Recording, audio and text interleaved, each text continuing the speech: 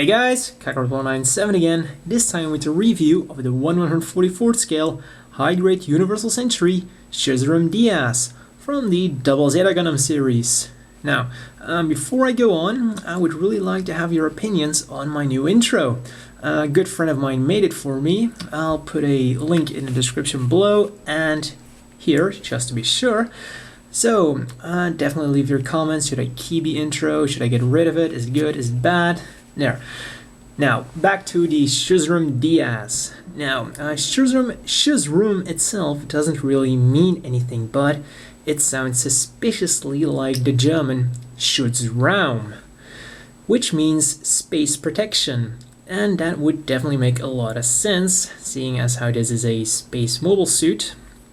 And possibly also a ground mobile suit, not really sure that. But this one is definitely used in space, so it would make sense to have a space protection mobile suit. So this one was used by the Axis forces in their attempt to conquer the Earth once again. And yeah, Anaheim pretty much gave it to them in their attempt to, we'll supply mobile suits to everyone just to make sure that in the end, it doesn't matter who wins, we win. So, onto the mobile suit itself. For colors, it looks suspiciously like the Quattro colors Rick Diaz.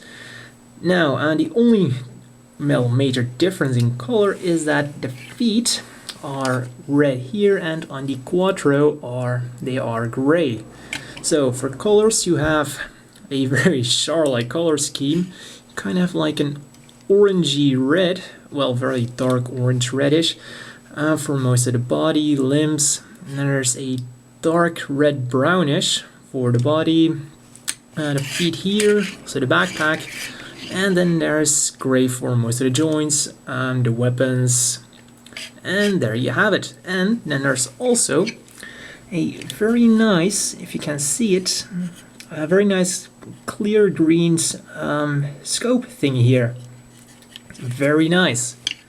So for stickers, you have no normal stickers that you would need for any of the color details, but you do have a nice sheet of clear stickers with various insignias, Armor's personal insignia, Xeon, Earth Federation, Karaba, HGUC, and there's also, I'm not sure if you can see it, but if you cannot see it, I'll include a still picture because you have to see this. There has been a lot of confusion about how to write Quattro's last name. Is it Vagina? Is it a vagina? No, it's Quattro. Vagina. Seriously, guys, there wasn't anyone in the entire room who raised his hand and said, we might want to write it differently. Really. Yeah, I would make a joke about it, but I cannot think of any possible way to make this even more crude. So, let's just forget about it and get on with the articulation. Now, the head, it won't move up and down and will only go side to side, about that much. Then there's this thingy here that will open up to reveal some phalanx guns, phalanx Vulcans. And, well, it doesn't really stay up all that well. Yeah, as you can see, if you're lucky, it will stay up, but most of the time, it will just fall down. The arms, they have some really nice features. The arms will move forwards and backwards. Then this will move up. Now, this is connected to, well, first of all, there are like hoses in here that connect the arm to the body. And this shoulder armor is connected to those hoses, giving the arm a nice range of movability. Goes up like that, down. We'll turn around all the way. This, oh yeah, there's also a little flap here that will move up and down a little bit to give the arm more maneuverability. We'll turn around. It's quite tight, but we'll turn around. The arm will move up at one joint to give it a 90-degree bend, and the hands, they are kind of loose in there, well, they're a bit wiggly, so not all that secure. We'll turn around. We'll, of course, wiggle. And something quite surprising for a 144th scale, a movable trigger finger. I'm not really sure why they included it, but I guess they just figured, man, these hands are giant, so let's just do it. Well, I guess you could also duplicate his glue shooting thing that is sometimes done during the series, like that. Then the waist will move a little bit left and right. Not, well, up and down also a little bit, but I don't really think it's supposed to do that. The backpack, these giant beam cannons will move a little bit backwards and forwards, and they will kind of move in and out, but once again, I'm not really sure they're supposed to do that. For the legs, well, these front skirts are, well, they were a really big surprise. They are molded separately and are mounted like a master grade. So, well, that was quite a surprise. But that's pretty much all of the good points I'm going to give this guy in articulation. Legs go up about that far, back a little bit like that, out, not a lot, but like that.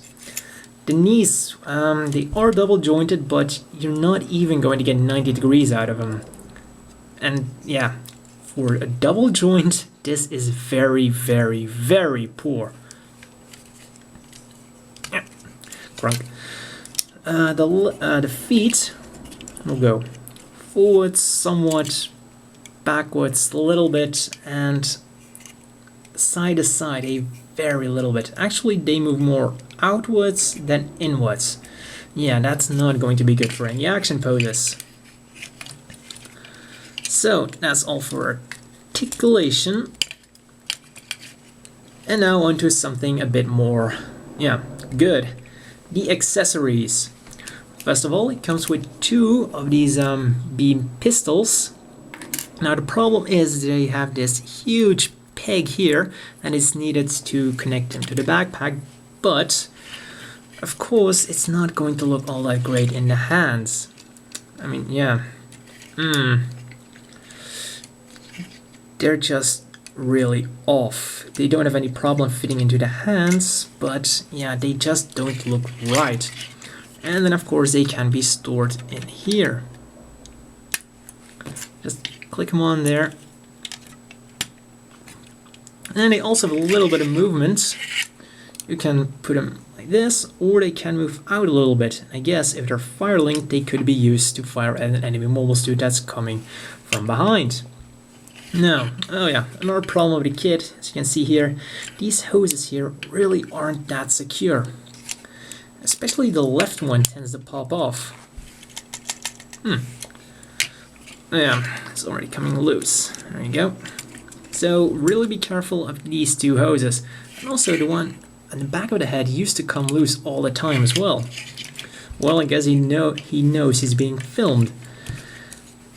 Other accessory is the clay bazooka, which can also be stored on these binders here. We'll click on like that. And then of course will fit into the hand.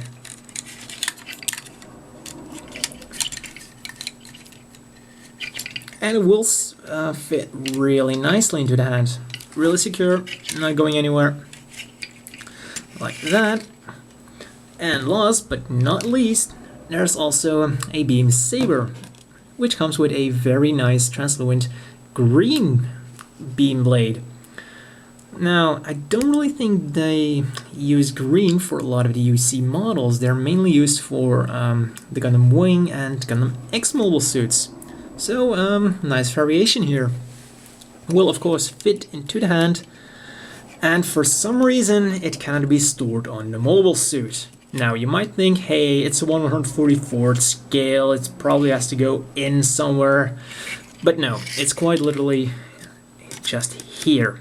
It should be on the backpack, just like the Marasai mounts them on the shield. They should just have like little pegs where it would fit in. So yeah, that's actually kind of poor. So, I mean, they could have easily done it, but they decided not to do so. And of course, because this is a rehash of the original Rig DS, it also comes with some parts for a normal Rig DS, like a different faceplate thing. It's almost identical, but the one for the Schuzrum DS has this little flap here, and this one doesn't, so it's a bit shorter. And then there's also some additional kneecaps. These have the kind of intake things, while these are just, well, rounded and normal. So those are some additional customization options if you want to. And now the inevitable question is, do you want to buy this?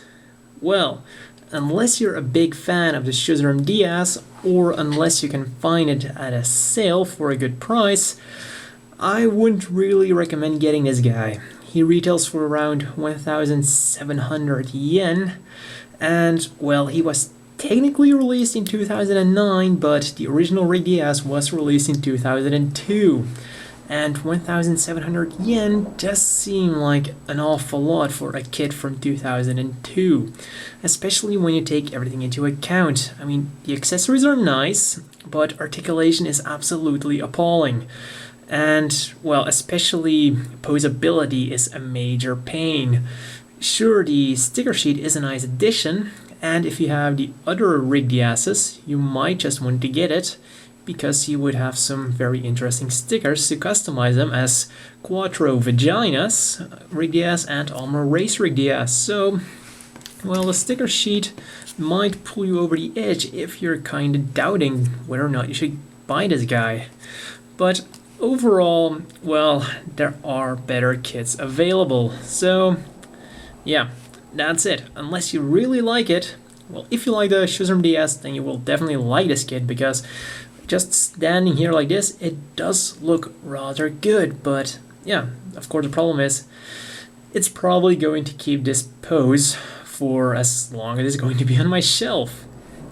Now for some size comparisons, as you can see, it is a rather tall mobile suit. Here's my gem quill, as you can see, especially with these huge beam cannons. Then here with another tall mobile suit, the Jagan.